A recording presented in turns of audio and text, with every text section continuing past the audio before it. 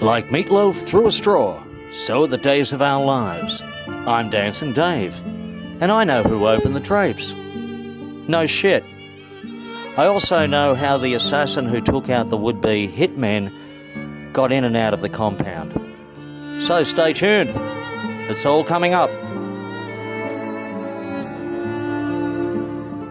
G'day, this is Dancing Dave of Riverstone, Western Sydney, Australia. Yeah, if you can't tell, straight out of Riverstone. Anyway, I just want to say, I would not wipe my dog's ass with Takashi 69. Thank you very much. This slut right here. Yes, Fredo's wife, it's all too obvious, and the way she did it was by simply wandering down the hallway, walking up to the door, slowly turning the knob, putting her head in saying, "Kay, are you asleep? Kay? Kay?"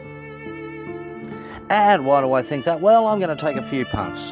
First punt is, this wasn't the first time Fredo and his wife had been to the compound, and not the first time that Kay and Fredo's wife, Slutguts, whatever her name is, had met. Punt 2.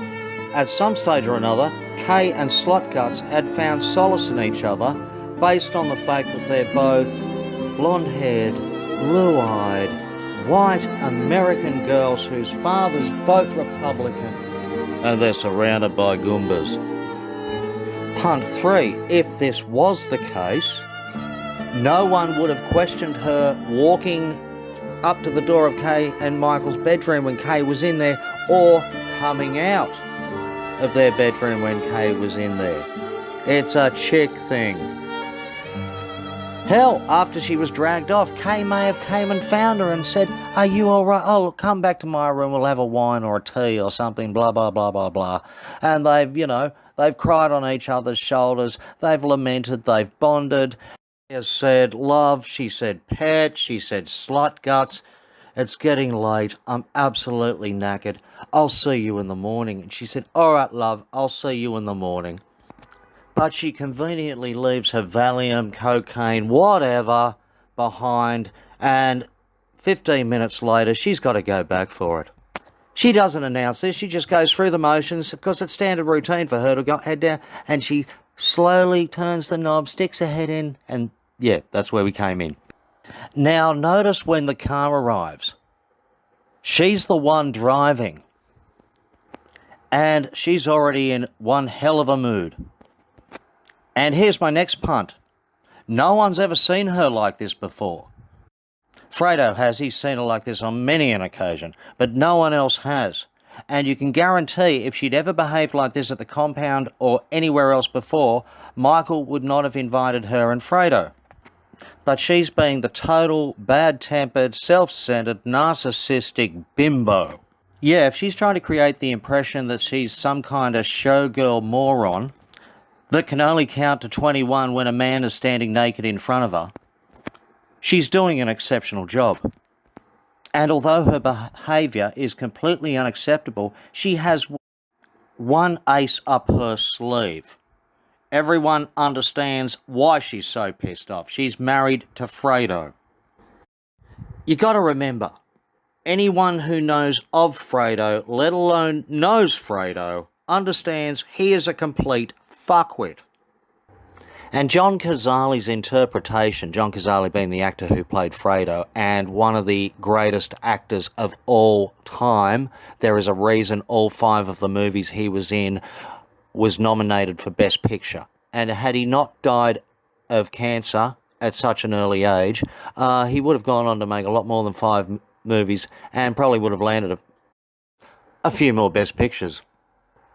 But I really like to think, when you look at the suit he's wearing, I really like to think John Cazale went to the directors or wardrobe and said, "This is the suit I want him to be wearing when he looks like a complete and utter buffoon at Michael's party."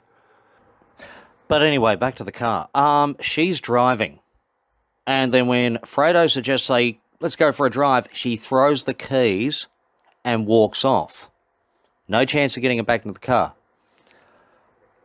And I think the person who slit the throats on the would-be assassins was in the boot. Hence, she was driving to make sure the package was delivered. Threw the keys so the package could go nowhere. Then she caused the diversion by running into the forest or running through the compound after the shootings occurred, which gave the person who slit their throats time to get back to the car and climb in the boot. And Fredo was so smart, he drove out of the compound with that person still in the boot and never once realised it.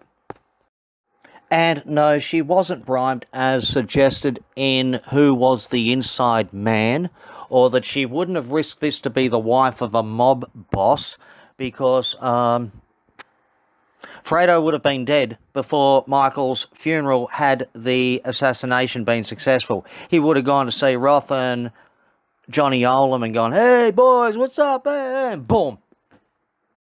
In fact, her marrying Fredo in the first place was all part of the overall plan to whack Michael. The only reason she reciprocated his advances in the first place is because she was being paid by Roth and Olam to do so. And on the night it was all meant to happen, Michael was meant to be assassinated, she let Fredo have it. All the pent-up inner antagonism she had from not only being married to him but having to lie there and pretend she was enjoying it while he thought he was super stud came out, because after that night she wasn't going to have to put up with his shit anymore. And how anyone can suggest she wouldn't have risked being married to a mob boss when he wouldn't have survived a week had he been made boss, it just doesn't wash. And just one more reference to John Cazale to show how brilliant he was. If he doesn't want you to believe what his character is saying, you won't. Example. Like dumb, I'm smart and I want respect. But if he does want you to believe what his character is saying, watch this. Our coverage of the Brooklyn robbery, where two homosexuals are holding hostages for their demands of a helicopter, a jet, Sonny. and safe passage out of Honey, they said on a TV, two homosexuals in the bank, right on TV. Did you hear what they said? What difference does it make? It don't matter. They're going to say anything they want. Let them say.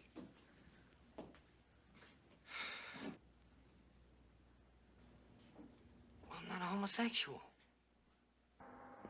Bloody oath. He was no puff. Anyway, there you go. The single greatest mystery in cinema solved. Last name Dave, first name Danson. Over and out.